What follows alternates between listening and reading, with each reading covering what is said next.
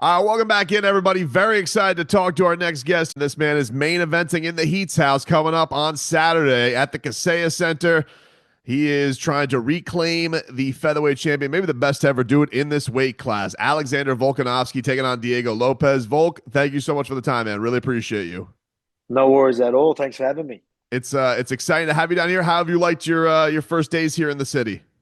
It's been good. So I haven't been able to see too much just yet. Been getting the sessions in. We just got in yesterday, but I got a session in. Got to eat some of the food around here and that, which is good. Obviously, I'm limited in what I can eat, so I'll have to properly experience it all. Maybe during the week, but a little bit more afterwards because I really want to eat some of the food over here, and just maybe even a couple of drinks while I'm celebrating.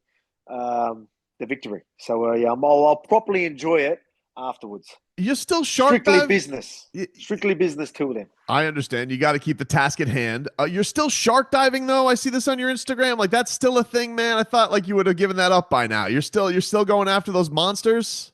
Yeah, man. Yeah, you're catching snakes, diving with sharks. You know what I mean? It's a look, man. Obviously, I thought there was a high possibility of me getting injured. I wouldn't do it. Right? A lot of people are like, oh man, he could get bitten. The chances of that are very, very slim. I'm taking more risk getting into a car every day. You know what I mean? So that's how I look at it. With the snakes, yeah, it might bite you, but if you handle it right, it's all good.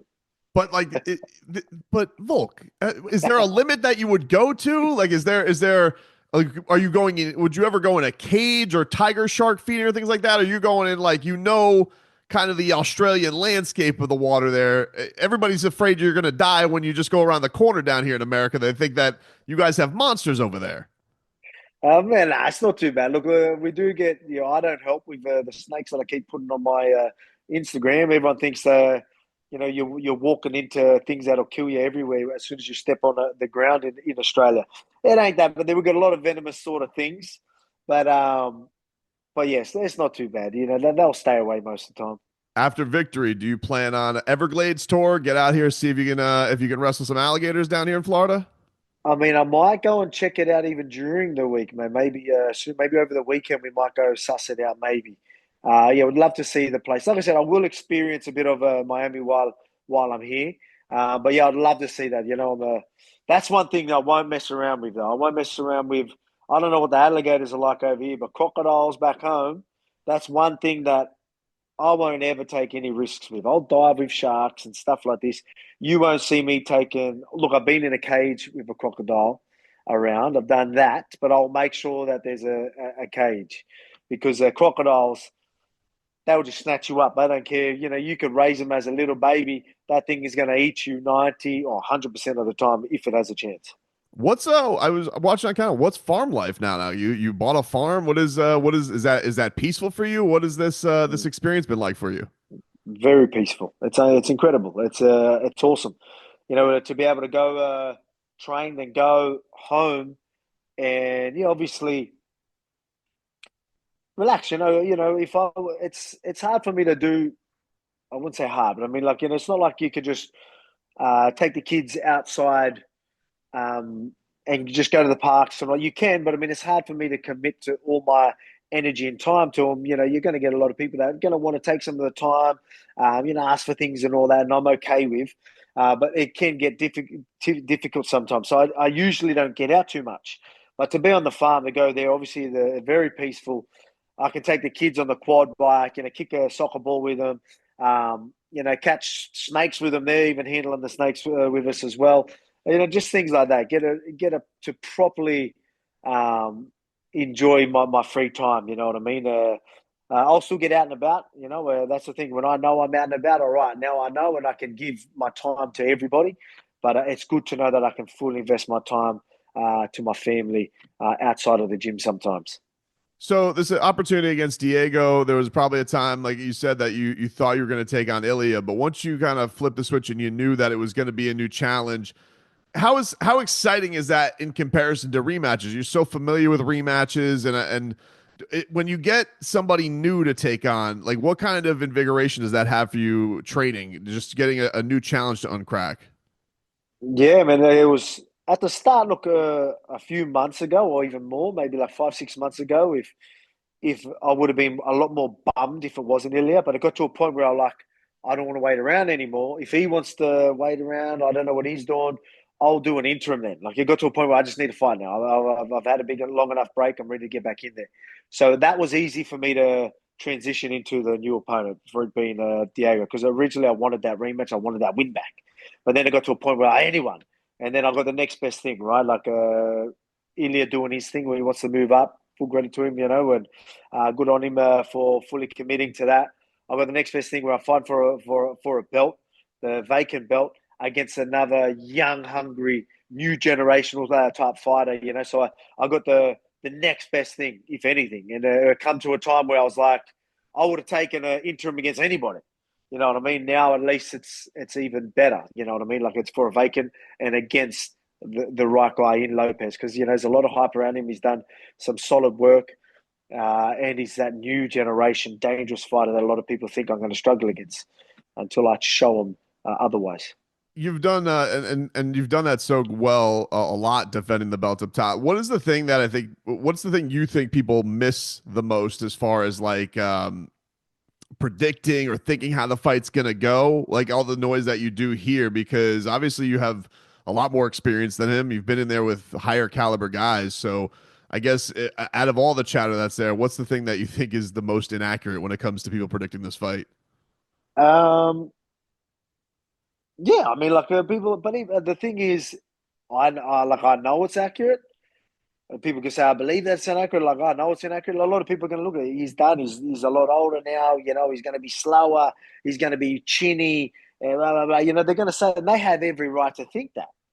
I'm coming off two KO losses, having a big break. I'm 36, turning 37 towards the end of the year. Everyone wants. Everyone's going to think that, and they're entitled to think that, and they have every right to think that. I don't blame them, but I know it's not the case, and I will change their mind next week. So, but they have every right to think that right now until I change it. And that's what I'm going to do. I'm sure there's a lot of you got to keep the focus on him, but a lot of people are excited about this Patricio Pitbull on your card as well, and all the work that he did at Bellator. And there was a lot of time where you were reigning, he was reigning in his promotion, and I know that speaking with him this week, he would be excited about that opportunity. What's that like as far as knowing another champion was in a promotion, but you never knew if you would ever cross paths with him, and now it's a possibility? How exciting is that door could be opened? I mean, yeah, it is. Like, I never really looked into it too much because I never thought it was something that could happen. Obviously, he would bring the name up quite a bit, and I'll just be like, oh, I didn't really care about it too much. But now it's cool actually to think of it, because right now my goal is I want to show everyone that I'm still better than like the new generational fighters, right?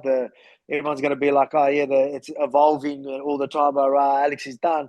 Right now, that's all I care about. So right now, the people fight doesn't make sense. I want to go out there, take out um, Diego. Then you got an undefeated guy like in Mosva. But as I said, I want to be active. I want to have 3 fights this year.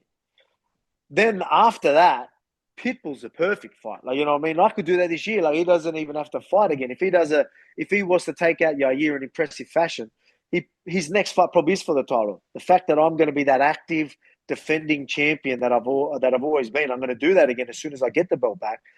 These guys don't even have to fight. You know what I mean? I'm going to keep them busy enough. So perfect world is I can still take out the new school, and then I get to sort of have.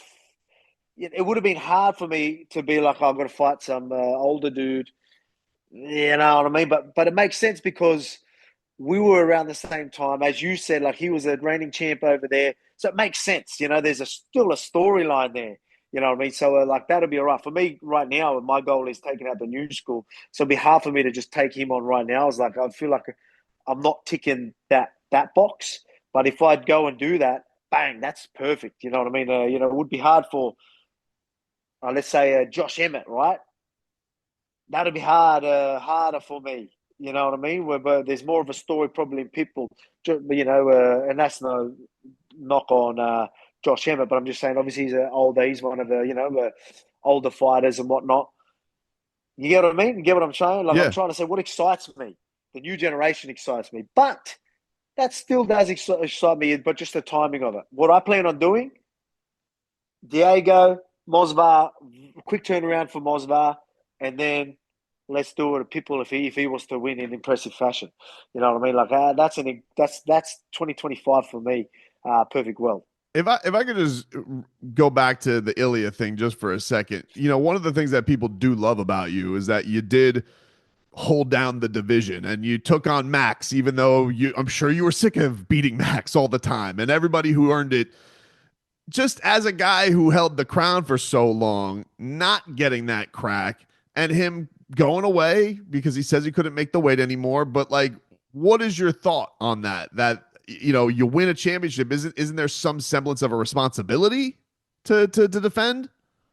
I mean, well, that's how I've always looked at it. You know what I mean? It felt like it was a responsibility, and I still think it is. And that's why, even though it was, like at one point I was like found it hard when I, wasn't, because of responsibility.